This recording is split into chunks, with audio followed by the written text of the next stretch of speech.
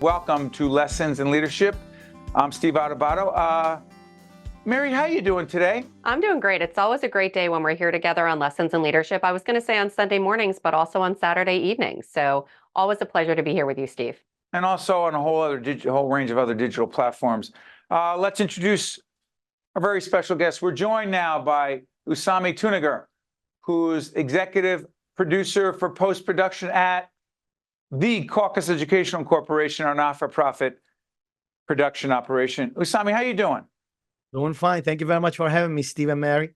Now, Usame, you pronounce your last name a little bit different than I just did. Say it the way you say it. Actually, you got it perfect. Tunagur. Yeah, but the last one is not a U, is an U, because I'm originally from Turkey. I was born and raised in Istanbul, and we have 8 vowels, and U is one of the 8 vowels. Fascinating. Tell us a little bit more about your childhood. Where'd you grow up? I was born and raised in Istanbul, Turkey, which is the largest. It's like New York of Turkey. It's rests between Asia and Europe. I actually grew up on the Asian side. For high school and for middle school and high school, I went on the European side. So imagine Hudson River splitting between Jersey and New York. We have Bosphorus that is splitting Asia and Europe. And on a daily basis, I was crossing continents. Your interest in media and public policy / politics comes from where? Since early age, say late elementary school, middle school, I was always interested in storytelling. So I had a good feeling I was always going to go into storytelling. So after high school, I actually migrated to United States and I went to Temple University. I studied broadcasting and mass media. And after that, I studied Master of Fine Arts in Film at Ohio University. Always interested in storytelling. And I do not see a huge difference between filmmaking, media production, broadcast media. But later on, it also evolved into doing my part towards public awareness and public education. And particularly currently working with you, I'm able to play my part in terms of making sure New Jerseyans, let alone others around New Jersey, are more well-informed. Let's make it clear that it's interesting. There are different executive producers in our operation. The term executive producer is used to mean a lot of different things. Sometimes it's just the title. In Usame's case, that's not the case. Usame is the leader of the operation. Once we do a program, he, together with Marcus, who is also on his terrific partners and a terrific editor, they make it happen. Mary, they put the pieces together. And then when it goes on the air, I go, wait a minute, that looks a lot better than when we first did it. Yeah, my husband Bill and I were watching a program a couple of weeks ago. We watch every week, of course. You watch for the first time, 24 years. You just for the first time. And we were watching it, and I was just shaking my head. I'm like, look how far we've come with these photos, with the graphics. And Usame, you were talking about that you have a passion for storytelling. And it's just is so evident in what you choose to put in, where you put it in, how you put these graphics, whether it's a photo or a video, B-roll, as we call it in the business. So thank you for that. And Steve mentioned, I would love to pick your brain a little bit about collaboration. You came into a hybrid work environment post-COVID. We were all working remotely. And you work hand in hand with Marcus, who is on the editing side. Talk about leadership when it comes to, number one, being self-driven, and number two, really partnering with others. But when you're in a remote environment, I think you and I and Steve have seen each other maybe 6 or 7 times in the past few years, max. So talk a little bit about that. Maybe not even 6 times. You're very correct. Maybe, yes. We have seen each other physically extremely rarely, and especially in my case, between me and Marcus, who are our editor, we've seen each other even less.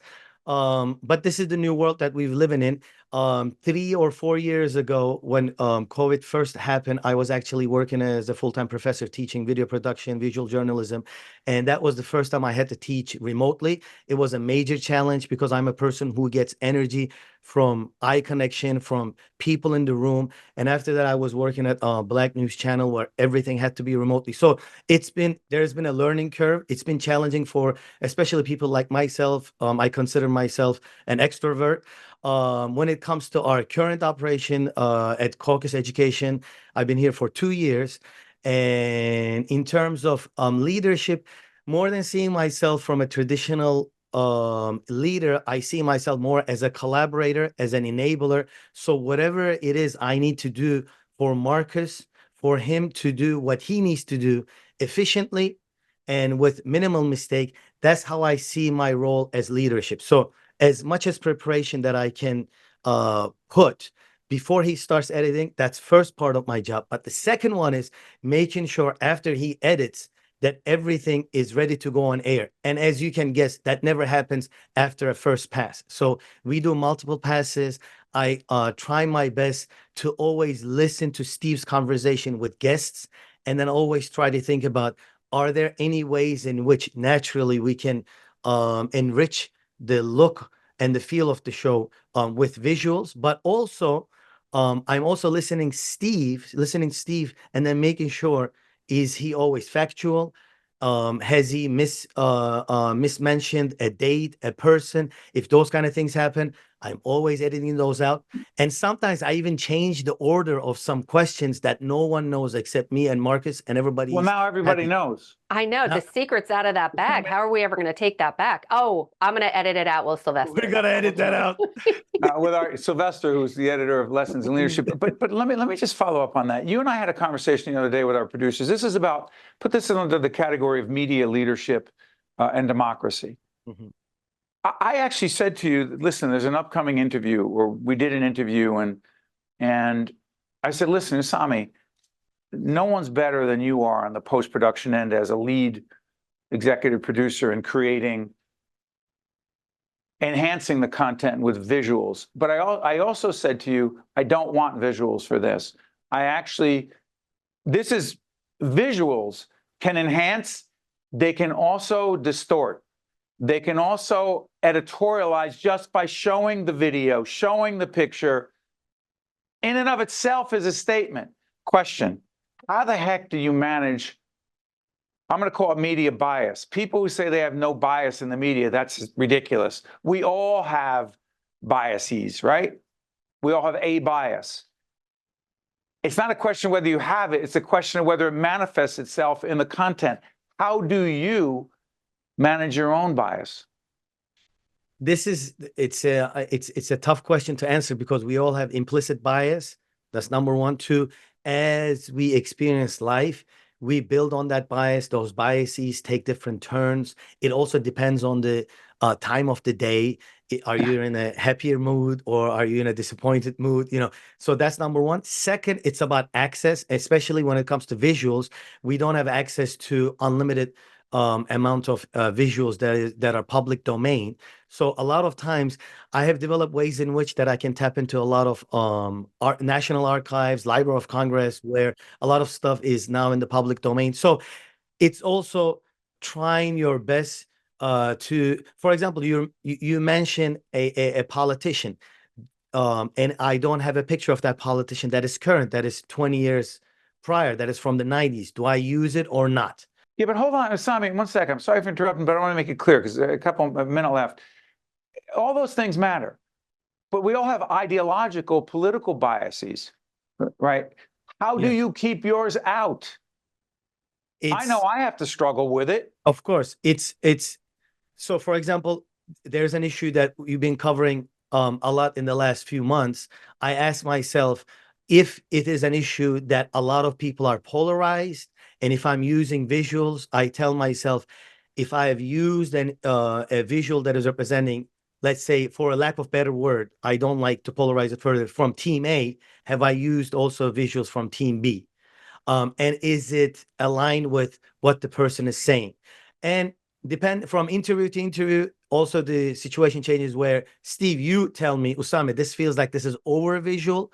Can you can you minimize it? Can you just leave the guest and myself, meaning Steve, on the interview so people just make their own decisions, because they can tap into those visuals on their own. Yeah, Mary, before I let you go, Mary, do you acknowledge from a media point of view, as journalists, as people, broadcasters, that it's ridiculous for people to say they have no bias? Oh, absolutely. And again, and I say this all the time on the show, we are human beings first before we're leaders. And whether in media, whether with friends, they talk about that all the time, with family, it is so hard to put your internal feelings, your thought processes on the side and just toe the line, if you will. But yes, we all have those biases, and especially in the media, because we are out front communicating, unless we're intentionally trying, right? There's some stations out there that are intentionally That's not who we are. That's not who we are on any of our series. Listen, I'm not saying it's easy. I'm just not a fan of people saying we have no bias. It's a question of, does the bias manifest itself in the content so people can say, oh, that's what you believe in. That's what. Anyway, I'm off my soapbox. Usame, listen, not just because you're a terrific person to work with and a team member who came in at a very tough time during COVID, you're the best at what you do, and you add to our content and you serve our audience every day. Usame, thanks, my friend. Thank you very much for having me. I'm sure these are none of the things Usame thought we'd talk about. Stay with us. We'll be right back. This edition of Lessons in Leadership is made possible by the Buccino Leadership Institute at Seton Hall University, Prager Metis, Valley Bank, the International Union of Operating Engineers Local 825, the North Ward Center, the New Jersey Sharing Network, the Helix, Horizon Blue Cross Blue Shield of New Jersey, Fedway Associates Inc., Port Authority of New York and New Jersey, Veolia, Resourcing the World, Choose New Jersey, and Seton Hall University, showing the world what great minds can do since 1856. This is Mary Gamba. If you want more leadership tips and tools, log on to stand-deliver.com. That's stand-deliver.com. Promotional support for this edition of Lessons in Leadership with me, Steve Adubato, and my colleague Mary Gamba has been provided by NJ.com, NJBIA and New Jersey Business Magazine, CIANJ and Commerce Magazine, and the Meadowlands Chamber and Meadowlands Media. I am alive today thanks to my kidney donor. I am traveling and more active than ever before. I'm alive today thanks to my heart donor. I'm full of energy and back singing in my church choir. I'm alive today thanks to my lung donor. I'm breathing easy and I'm enjoying life's precious moments. There are about 4,000 people in New Jersey waiting for a life-saving transplant. Donation needs diversity. For more information or to become an organ and tissue donor, visit njsharingnetwork.org. We're now joined by Bryan Felt, who's Director of Athletics and Recreational Services at Seton Hall University Athletics. Good to see you, Bryan. Good to see you, Steve. I have to disclose, as Bryan knows, I am a hardcore, along with thousands and thousands of others, a Seton Hall University basketball fan, also taught at the university for years, and they're one of our higher ed partners. Let me ask you this, Bryan, right out of the box. Yeah. An exciting time in college athletics, but also a very uncertain time as we do this program, with decisions being made by the NCAA, out-of-court settlements, NIL, right, for the transfer portal. Is it chaotic, exciting, what? It's a mixed bag. I think the problem is we've got more questions than we have answers, right? And you always, you start somewhere. That's where we are right now. There's a lot to be determined. Certainly, we've seen a lot of the news in the last, week. We were together actually as Big East athletic directors at our annual retreat meetings in Florida when all of this was unfolding with the House NCAA case. So there's a lot to be unpacked here. There's a lot to still come, I think, in the next 6 months as this case, this settlement kind of folds and comes unfolded.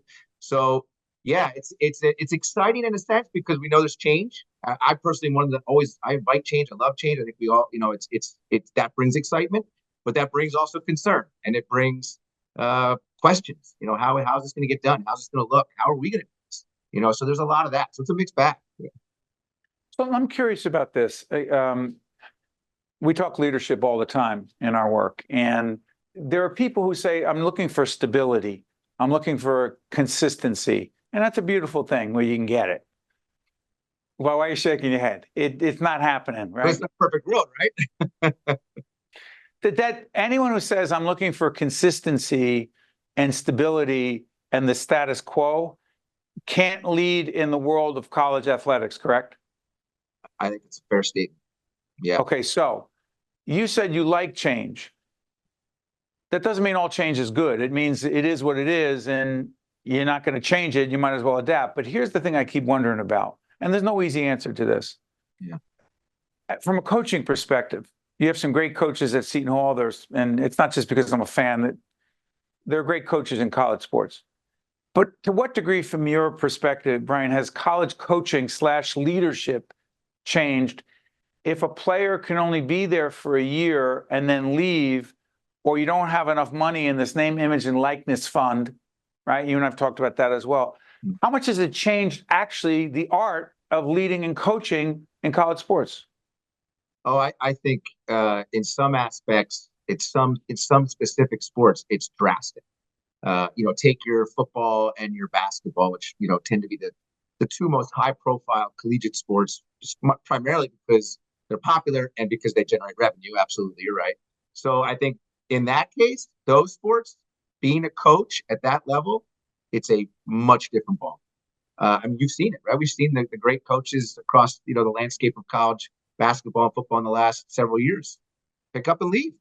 It's just a different game in a sense now. But that being said, there's a lot of great young coaches, as you pointed out. We have several of them. One of them specifically in men's basketball, who hey, he's going to adapt because. Talk about Shaheen Holloway and his journey from being a great player for Seton Hall, going over to St. Peter's University in Jersey City, doing great things nationally, then coming back. And he was also an assistant coach for a period of time at the university, at Seton Hall. He was first an assistant coach at Iona with Kevin Lord, then he was an assistant coach with us at Seton Hall under Kevin Lord. Yep. Talk about his leadership journey and what it's like for you to have seen him evolve into the leader. Well, I've got a front row seat. I was with Shaheen and I have known each other since we were students at Seton Hall.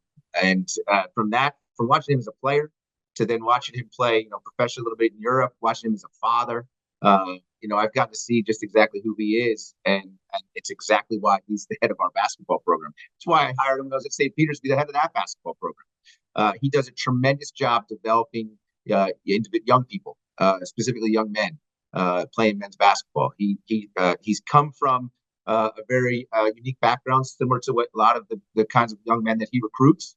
So he can speak to them a lot about, he knows what they're going through. I think that's to be able to have that connection with young people is right off the bat. That's something you have that's pretty unique and pretty special.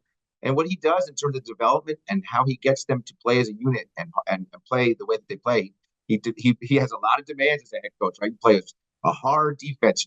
We play very tough and gritty kind of game. That's who he is. That's who he is as a person, and that's the way you watch his teams play. They literally are a representation of that. I'm curious about this.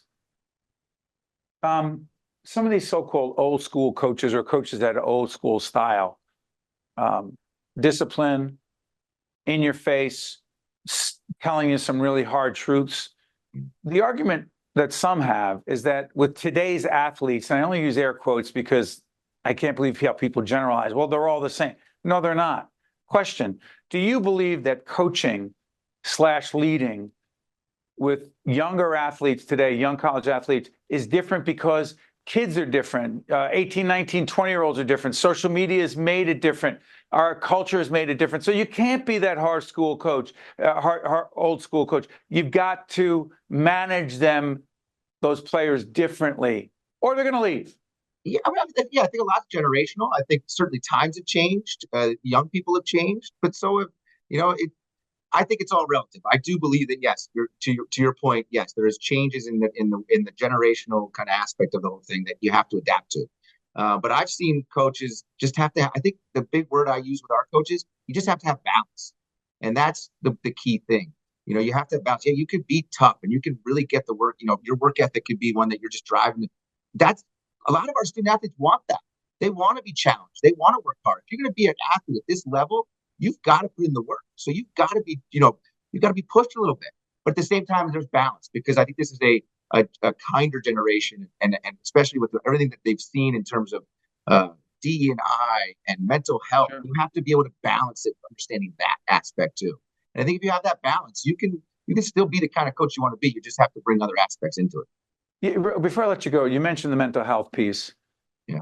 We're taping this conversation after the tragedy of a very talented 30-year-old player on the PGA Tour committing suicide, literally days after one of the top players and the ladies' professional golf tour.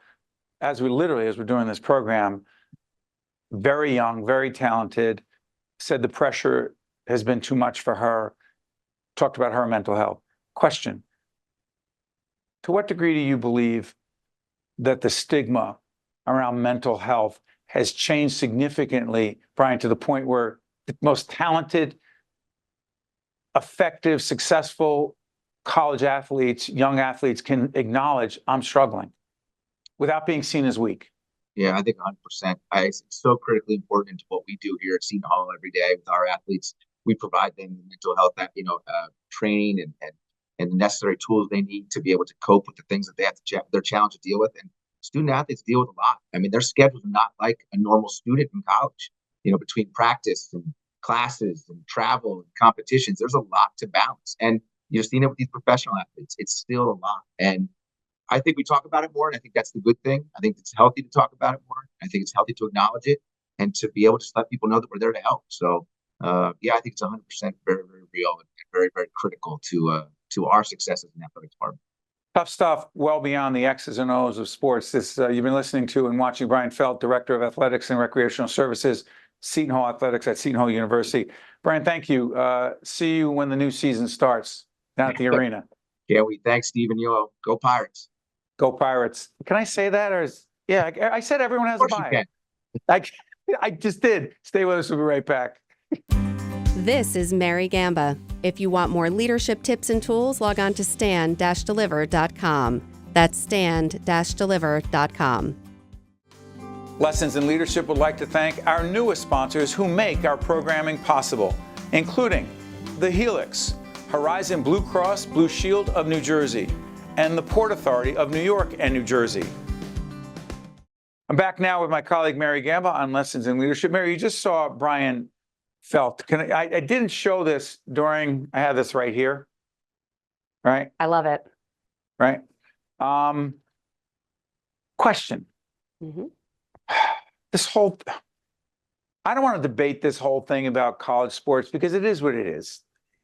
Athletes were getting the shaft for a long time. Schools were making a ton of money. You and I talked about it before. The question is, do you think there's a balance to be made between they're called student athletes. Do you have any real concerns from a balance point of view that the student part of it is being lost because athletes can go from one school to another every year based on, as they said in my old neighborhood, Scott money? I love those, what are they, Italian phrases. So to answer... April, you know Scott. You've heard of that? But Mary, Scott is money. Okay. Alvin has a question. Alvin, you have to come on. What do you got? So I have a question for you, Steve.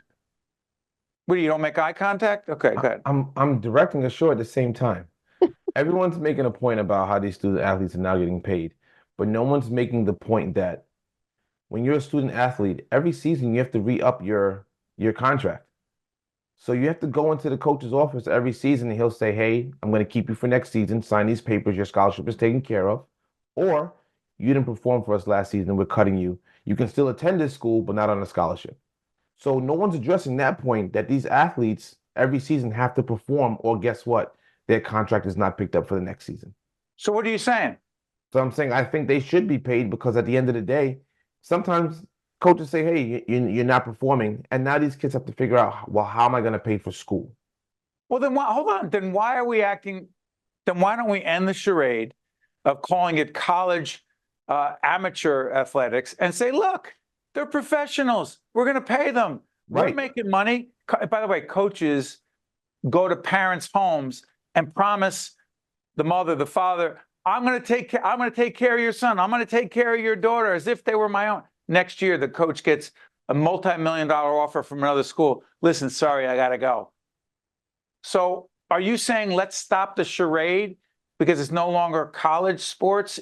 It's professional sports only in college? I mean, at the end of the day, it's professional sports. It is. Anything that you can watch on TV, it's professional. You don't think so?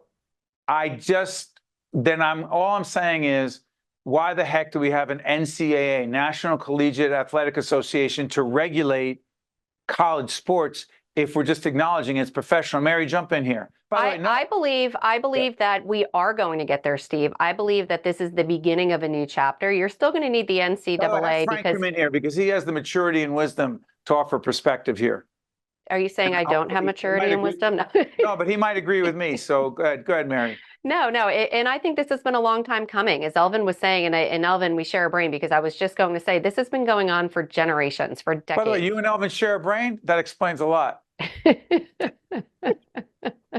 Go ahead, Mary. But this is nothing new, but now what we're finally doing is calling it what it is. And every year, as Elvin was saying, it's not like it's automatic. It's not just because you get that scholarship and you're on the, the top line the first year. The next year you can be cut and literally have to drop out of school because you can't pay for it. So we have to say what it is. Yes, it's not professional, it's semi-professional, it's still amateur, but it is going to transition and pivot to something more comparable, as it should, to paid sports. But here's the other thing, Frank, you have sons that are very talented athletes, Elvin the same. Do you say to yourself, not just as someone in journalism or media, but as a parent, you know what? I want my kid to get the most cash that my kid can get because my kid's talented and you better pay for it. Go ahead, Frank. I think, going into this, first of all, like the mindset that my wife and I have had for a long time regarding this, the NIL stuff was not even in full swing. So our mindset has been very different, and we've been hemorrhaging money to save. Frank, your audio, the irony is not lost to me. Your audio is a little low. Could you? Oh, I'll speak up a little bit. But the bottom line is our audio engineer. Rarely have to deal with myself. But nonetheless, I mean, I think with the NIL deals and things going through, it's a good thing. But once again, our mindset has not been actually securing one of those, like as far as an actual, scholarship, that would be very helpful. But is that part of the equation for you as a parent? The NIL stuff? Yes. At this point, yeah, it's front of mind versus 3-4 years ago. Elvin, what about for you? Front of mind? It is name, image, and likeness. We want your kid or your kids, and we're going to pay this much. Here's the deal. Front of mind? Front of mind, yes. Wow. Steve, so my kid is going to a special camp this coming weekend, and the camp director reached out to us and was like, "Listen, he can attend for free. We've been watching him in these circuits. He's doing good. We're not going to charge you a fee. He can attend for free." So I was like, "Great, he'll be there." And this is a camp that's costing, and this is a camp that's $500 for 2 days, and they're giving it to us for free because they want him there. So, Mary, in the end, it helps them out too, because they'll be able, people see him there, and these kids follow each other like you wouldn't believe, like because of the internet. My sons go places and they know people that I've never seen. They're giving them, slapping hands and shaking hands with these kids. I'm like, where are they from? Oh, he's from Maine. Oh, he's from North Carolina. And I'm like, Frank, wow. Elvin, I hear everything you're saying, Mary, as well. Let me just say this: as a father of a daughter who's into field hockey and softball, very talented in field hockey. And all these college coaches, she's only in the 8th grade, going to 9th grade, and she goes to a camp, college coach there. I'm not convinced all these things are legit. What I mean by that is some of them I do think are money-making schemes for certain coaches, like come to our showcase, $1,000, $500. They invited our daughter thinks it's just for her. Anyway, I'm sorry. Soapbox, gotta go. I gotta go. Pandora's box I opened. Lessons in leadership. We do it all the time. We don't solve any problems. We just raise questions. Frank, Elvin, Mary, and a father-to-be. Scone, right behind the camera. We'll see you next time. Did you make a name, image, and likeness deal already?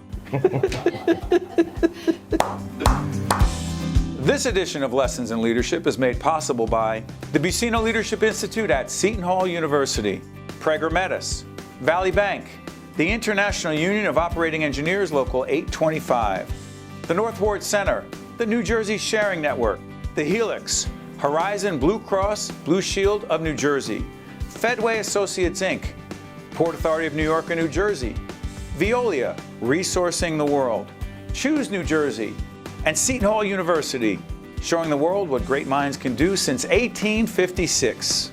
This is Mary Gamba. If you want more leadership tips and tools, log on to stand-deliver.com.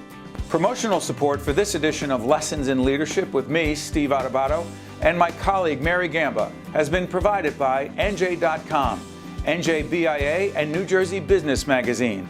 CIANJ and Commerce Magazine, and the Meadowlands Chamber and Meadowlands Media.